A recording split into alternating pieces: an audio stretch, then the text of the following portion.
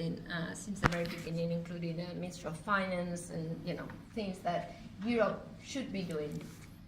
Now I start with that first of all because I feel I have a slight more credibility on Europe than on France, but just to say that no matter how much we want to talk about Macron here or France as a startup, as of today, there is very little that a single country can do. This is not, unfortunately, what France could have done 50 years ago, 60 years ago, 70 years ago. So many of our economic policies are centralized, starting with trade. I just came from a very interesting talk about competition policy, and as you can imagine, the complications, given the rise of Chinese companies in the world, what Europe can do, it's all already centralized policies. So we can think about industrial policy at the national level, like to what extent, really. We do have our national competition agencies, but the reality is that we're all too small. This is basically the comment I want to make, to start, that we're all too small. So even with the best of leaders, and I'm not going to judge, of course, on the leadership of Macron, it's just so hard. Because so many of our policies are centralized, but we're not a nation. So that's the starting point. And now, on that front, what happened with this report that few academics, Jean-Pisani Ferry, for example, on the French side, wrote about the reform of the euro, which is key for what we're discussing and what Europe is heading, including France. This report was published early this year in the waiting room for a very, very important meeting at the European Council in June. I was there, late June, 27th, 28th, something like that, to finally have a conversation at the European Council level. And as you probably know by now, the discussion was short and inconsistent, and nothing was approved out of those wonderful proposals. Again, it's not only about trade and competition policy, it's about the fact that if we want to move forward, we need consensus at the European level. So where are we now? We have a wonderful leader, but the leader would need at least a Franco-German, that's the idea of this report, a Franco-German coalition or alliance to put forward these reforms that went nowhere, still when Merkel was probably slightly stronger than she is today. So just to give you a sense of where we are heading, it's going to be very hard for Europe, for the European Union, to really come up with proposals that make a difference. This is I think where I see the imbalance, that to be startup, you need to be free, and to be free, if you're not free, at least you need somebody who pushes you. Wow, not even, without a mind. Yes, let's turn it off. It was a wise decision not to use it, but now we turn it off. I'm not sure. Okay, maybe that one. Keep it straight up, though. No, we don't need want to use it. We close it. We switch can we it. just avoid the mics? Maybe. Okay. So I was meaning to say that. So this argument that to be a successful startup, you need freedom. If you don't have freedom, you need protective and a strong leadership from somebody else or part of your, that pushes you. So I'm just worried about the lack of the latter, and of course the lack of freedom. So this is the key question mark. What can France do, no matter the best intentions? I think the proposal for reform of the euro were wonderful. I think that's something we need. If you ask me, even short of what we actually need, which is beyond probably that and all the way to, if you ask me, political union, there's no way we can survive as an important economic area without that. And Alain has seen these figures, but just to give you a sense of what I'm talking about, in the next 10 years, so actually already since 2015, when I calculated these numbers to 2025, so in 10 years, Europe, including the UK, because it so happened that when I calculated the UK was still there, the European Union, 28 countries, would contribute 2.7 trillion US dollar to the global economy. China alone, close to 8. And I actually put there a growth rate of about 5, meaning, I was not really pushing it.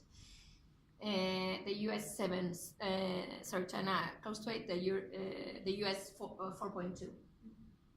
So now, what has happened with the UK, I just wonder, do we realize how small we are? That's my point. And if we're so small, we better, stick together. One more number I can give you, again coming from this meeting on the competition policy, this scary number to me as a European is that today China has as many Fortune 500 as the US. And Europe used to have, right before the European sovereign crisis, as many Fortune 500 as the US. You don't want to know how many we have today because you can guess from what I just said that is much fewer than either China or the US. And I'm not here to give you bad news because that would be, I could go and on. But I just think that this idea of moving together is absolutely needed, essential, and urgent. Now, maybe the question I would ask, where is Macron in this story? So far, I think we would argue that very, very supportive, but does he have an audience at the European level? What is the audience at the European level? What is Macron's image at the European level? I don't know, but no matter how good, maybe not enough to push along the rest, yeah? So we have a lot of, beyond the UK, I think if you look at Eastern Europe, if you look at, it's just very difficult to see any united decision in Europe, and I think this is the key issue. Maybe I don't want to take too much of your time. I realize that I've not covered the issue of reforms in France, and I don't think I can do any better than just quote Patrick Artus, who is our chief economist. I'm not sure you want to hear because it's all negative, all of them. But I think he has a point. His point is very simple. The reforms are relevant. He calls them micro reforms. Why micro reforms? Here's the list: education, vocational training, modernization of companies. Yes, but he says, where are the big reforms? The big reforms meaning cutting the size of the state, public expenditure, cutting employment contributions, meaning company employment contributions, i.e. making France more competitive. Again, I don't think this is, I won't push it further because if Europe doesn't get together, this is even, I don't want to argue that Patrick's points are not important, but it's of lesser importance, believe it or not, than sticking together because our markets will be too small.